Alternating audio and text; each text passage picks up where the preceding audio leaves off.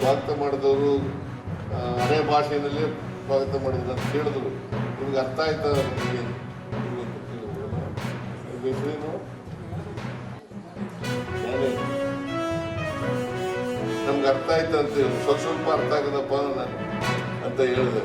ಅದರಿಂದ ಇದು ಒಂದು ಕನ್ನಡ ಭಾಷೆನೇ, ಕನ್ನಡ ಭಾಷೆ ಅರೆ ಭಾಷೆ ಆಗಿದೆ ಅಷ್ಟೇ. ಅದರಿಂದ ನಿಮ್ಮೆಲ್ಲರಿಗೂ ಕೂಡ ಶುಭವಾಗಲಿ ಅಂತ ಹೇಳಿ ಆಶಿಸ್ತೇನೆ. ನೀವು ಕನ್ನಡ ಎಂಥದ್ದು ತುಳು ಅರೆ ಭಾಷೆ ಅಕಾಡೆಮಿಯ ಅಧ್ಯಕ್ಷರು ಇಲ್ಲೇ ಇದ್ದಾರೆ. ಈ ಭಾಷೆ ಉಳಿಸಬೇಕು, ಬೆಳೆಸಬೇಕು, ಅದನ್ನು ಮಾಡ್ತಕ್ಕಂಥ ಕೆಲಸವನ್ನು ನೀವು ಮಾಡಿ.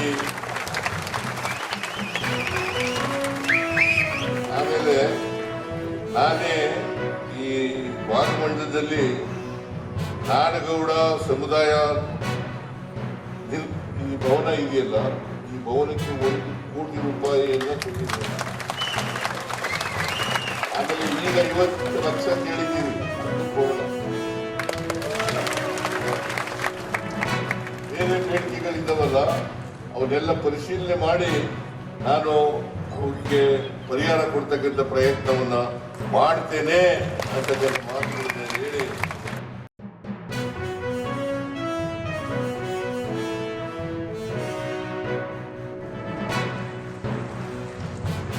ನಮ್ಮ ಇತಿಹಾಸ, ನಮ್ಮ ಸಂಸ್ಕೃತಿನ ನಾವು ಉಳಿಸ್ಕೊಳ್ಳಿಕ್ಕೆ ನಾವೆಲ್ಲ ಇಲ್ಲಿ ಸೇರಿದ್ದೇವೆ. ನಾನು ಆಗಾಗ ಒಂದು ಮಾತು ಕೂಡ ಹೇಳ್ತಾ ಇರ್ತೇನೆ, if you forget the root you will not get the future. So ಮೊದಲು ನಿಮ್ಮನ್ನ ವಾಪಸ್ ಕರ್ಕೊಂಡು ಅಂತ ಹೇಳ್ತಾರೆ. ನೀವು ಬದುಕಿ, ಎಲ್ಲಿ ಬೇಕಾದ್ರೂ ಬದುಕಿ. ಇದು ವಿಶಾಲವಾದಂಥ ಪ್ರಪಂಚ. ಈಗ ಮಲೆನಾಡು, ಕೊಡಗು, ದಕ್ಷಿಣ ಕನ್ನಡ ಇದೆಲ್ಲ ಇದೆ ನಿಜ. ಪ್ರಪಂಚದಲ್ಲಿ ಎಲ್ಲ ಬದುಕಬೇಕು, ಸ್ವಲ್ಪ ಬೆಳಿಬೇಕು, ಎತ್ತಿರುವಾಗ ಹೋಗಬೇಕು. ಆದರೆ ನಿಮ್ಮಲ್ಲಿರುವಂಥ ಒಂದು ಸಂಸ್ಕೃತಿ, ಸಾಹಿತ್ಯ, ಕಲೆ ಇದೆಯಲ್ಲ, ಎಲ್ಲರೂ ಕೂಡ ಅದನ್ನು ಪ್ರತಿಬಿಂಬಿಸುವಂಥ ವ್ಯಕ್ತಿತ್ವವನ್ನು ಕಾಪಾಡಿಕೊಂಡು ಹೋಗಬೇಕು ಅಂತ ಹೇಳಿ ನಾನು ಪ್ರಾರ್ಥನೆಯನ್ನು ಮಾಡ್ತೇನೆ.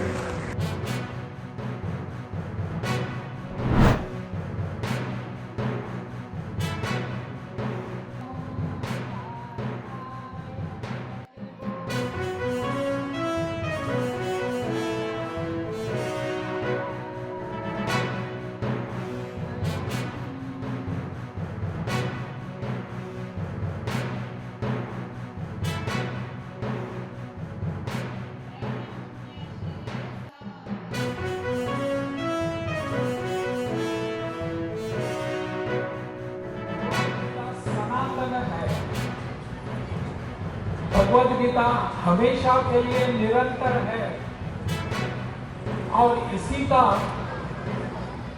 को लेकर भगवद गीता अभियान के माध्यम से पूरे प्रदेश में भगवद गीता का पठन हो रहा है।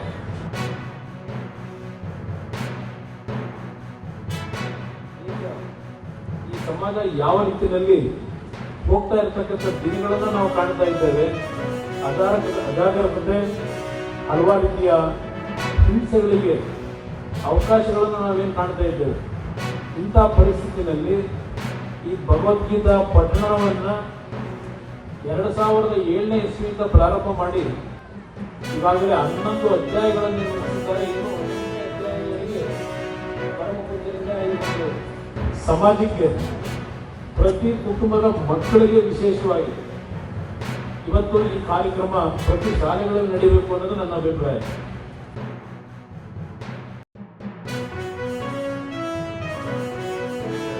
ಹೀಗೆ ನಮ್ಮ ಜೀವನದಲ್ಲಿ ಭಗವದ್ಗೀತೆ ಎಷ್ಟು ಪ್ರಮುಖವಾಗಿದೆ ಎನ್ನುವುದನ್ನು ಗಾಂಧೀಜಿ ಹೇಳಿದ್ದಾರೆ. ಗಾಂಧೀಜಿಗೆ ಭಗವದ್ಗೀತೆಯನ್ನ ಶಾಶ್ವತ ತಾಯಿ ಎಂದು ಕರೆಯುತ್ತಿದ್ದರು.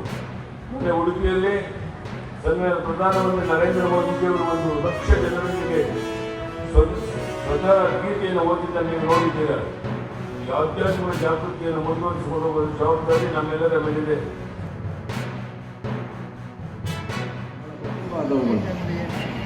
ವ್ಯಕ್ತಿತ್ವ ವಿಕಾಸನ ಮೊದಲನೇದು.